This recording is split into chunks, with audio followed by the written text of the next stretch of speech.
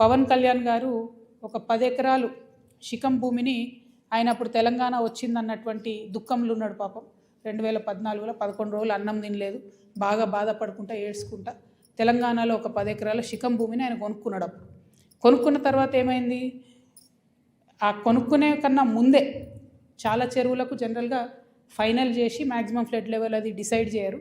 కానీ ఈ పర్టికులర్ చెరువు పవన్ కళ్యాణ్ గారు ల్యాండ్ కొనుక్కున్నది కోడికుంట అనే చెరువు, సర్వే నంబర్ 706. దీంట్లో మొత్తం ఫైనల్ నోటిఫికేషన్ వచ్చింది. ఏ 10 ఎకరాలు అయితే ఆయన కొనుక్కున్నాడో అది శిఖం భూమి అని ఫైనల్ నోటిఫికేషన్లో ఇరిగేషన్ డిపార్ట్మెంట్ చెప్పి ఉన్నది. పవన్ కళ్యాణ్ గారు నిన్న మాట్లాడుకుంటే ఏమన్నారంటే, నా తప్పు ఉంటే అది శిఖం భూమి అయితే ప్రభుత్వానికి ఇచ్చేస్తామన్నారు. అయితే ఈయన రిజిస్ట్రేషన్ చేసుకునేటప్పుడు ఎన్ని తప్పులు దొరికాయంటే, అందులో ఓన్లీ 3 ఎకరాలే శిఖము, మిగతా 7 ఎకరాలు మాగాని అని రాసింది. కానీ అది తప్పు, ఖచ్చితంగా రికార్డ్స్లో ఉంది. నేను ప్రభుత్వాన్ని డిమాండ్ చేస్తూ ఉన్నాను. ఇరిగేషన్ రికార్డులో 10 ఏకర్స్ శిఖం భూమి అని ఉన్నది. ఆ కాగితాలు మా దగ్గర ఉన్నాయి, కానీ ప్రభుత్వం దగ్గర ఆల్రెడీ డేటా ఉంటుంది కాబట్టి మీరు చర్యలు తీసుకోవాలని డిమాండ్ చేస్తున్నాను. పవన్ కళ్యాణ్ గారు నేను అడిగేది ఏంటంటే, మీరు వాపస్ ఇస్తా అన్నారు కదా, వాపస్ ఇచ్చేసేయండి. మామూలు రైతుల దగ్గర తీసుకున్నప్పుడు కాంపెన్సేషన్ ఎట్లా ఇస్తారో గవర్నమెంట్, మీకు కూడా ఏ టీడీఆరో ఏ పైసలో ఇస్తారు, అర్జెంటుగా వాపస్ ఇచ్చేసేయండి. మీరు కంచె వేసిండ్రు, ముందు ఆ కంచె తొలగించండి. శిఖం భూమిలో కూడా కంచె వేయడానికి ఉండదు. మీరు మట్టేసిండ్రు, ఆడ గోవులకు వాటికి వీటికి గ్రాసం వేస్తున్నా అని చెప్పారు, మట్టేసిండ్రు, ఆ మట్టి మొత్తం చెరువులో వేసిరు కాబట్టి అది కూడా తొలగించాలి. తక్షణమే మీరు వాపస్ ఇవ్వాలని చెప్పి నేను పవన్ కళ్యాణ్ గారిని డిమాండ్ చేస్తున్నాను.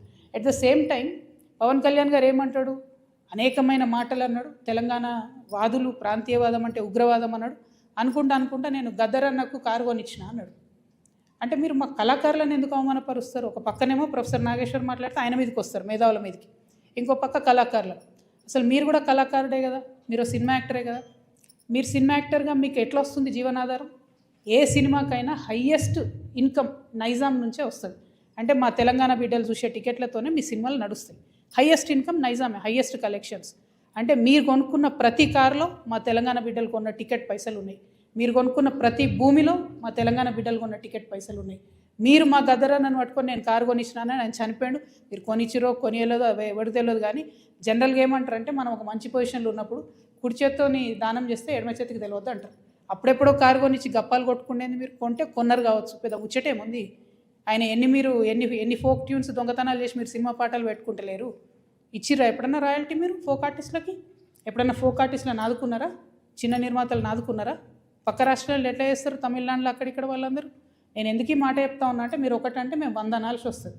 ఒక పక్కనేమో ఇట్లా సమైక్యవాదుల దాడి మన మీద పెరుగుతుంటే, ఇక మన కర్మానికి మనకు ముఖ్యమంత్రి ఉన్నాడు, ఆయనకు తెలంగాణ అంటే తెలియదు, తెలంగాణ నీళ్ళంటే తెలియదు.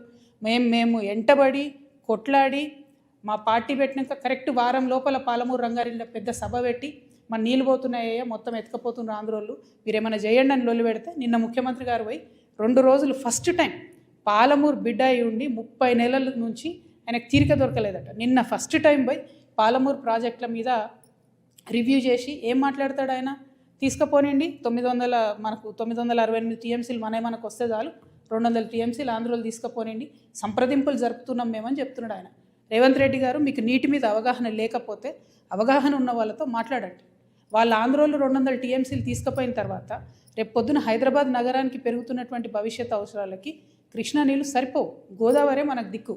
నేను రేవంత్ రెడ్డి గారిని డిమాండ్ చేస్తూ ఉన్నా, మీరు కనుక బనకచెర్ల ప్రాజెక్టు కానీ ఇంకో ప్రాజెక్టు కానీ వాళ్ళు 200 టీఎంసీలు తీసుకుపోండి అంటే, గోదావరిలో మనకు అడగండి అదనంగా 200 టీఎంసీలు. ఇప్పుడు 968 మనకు హక్కుభుక్తంగా ఉంది, 968 + 200 అడగండి. మీరు అడిగేంతవరకు మీరు బనకచెర్ల మీటింగ్ అటెండ్ అయినా కూడా మీరు తెలంగాణకు ద్రోహం చేసిన వాళ్ళే అవుతారు. మన భవిష్యత్తు నీటి అవసరాలన్నింటినీ కూడా పాతరేసిన వాళ్ళే అవుతారు. మీరు నేను మాట్లాడుకుంటా ముఖ్యమంత్రి గారు అంటారు, అబ్కి బార్ కాంగ్రెస్ సర్కార్ అంట. కూర్చునే యువత ఆఖరి బారే ఏ కాంగ్రెస్ సర్కార్, ఆఖరి బార్ కాంగ్రెస్ సర్కార్.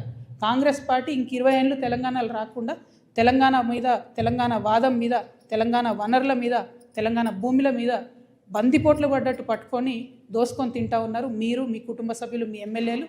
నిజంగా ఘోరం ఏంటంటే, ఈ దోపిడీకి అప్పుడు బీఆర్ఎస్ పార్టీలో దారులు ధరిస్తే, కిటికీలు ధరిస్తే, ఇప్పుడు వీళ్ళు తలుపులు తెరిచి ఏకంగా దోసుకొని పోతున్నారు. అప్పుడు కేటీఆర్ పాలనే నడిచింది, ఇప్పుడు కేటీఆర్ పాలన నడుస్తుంది. అప్పుడు కేటీఆర్ అంటే ఏంటంటే కేసీఆర్ గారు, తన్నీర్ హరీష్ రావు గారు, రామారావు గారు. ఇప్పుడు కేటీఆర్ అంటే ఏంటంటే కొండలరెడ్డి, తిరుపతి రెడ్డి, రేవంత్ రెడ్డి. ఇప్పుడు సేమ్ పరిపాలన నడుస్తుంది తప్పితే వేరే ఏం మారలేదు. దోపిడీ మారలేదు, పెరిగింది, రాచబాట పట్టింది దోపిడీ. ఈ 1,00,000 కోట్ల కాంగ్రెస్ దోపిడీని ఖచ్చితంగా ఆపుతాం. ఆ 1,00,000 కోట్ల తెలంగాణ భూమిని కాపాడుకొని తీరుతాం. ఎట్లయితే వెలుగుమట్లలో పేద ప్రజల భూములు కాపాడినామో అట్లనే తెలంగాణ వ్యాప్తంగా ఉన్నటువంటి అన్ని జిల్లాల్లో మీ దోపిడీని గమనిస్తున్నాం. ఎవరు గమనిస్తలేరు అనుకోవద్దు. ఖచ్చితంగా మా వనరులను మేము కాపాడుకుంటాం. సీరియల్ లెక్క ఈ 1,00,000 కోట్లు ఎక్కడెక్కడ దోపిడీ చేస్తారో చెప్తా నేను.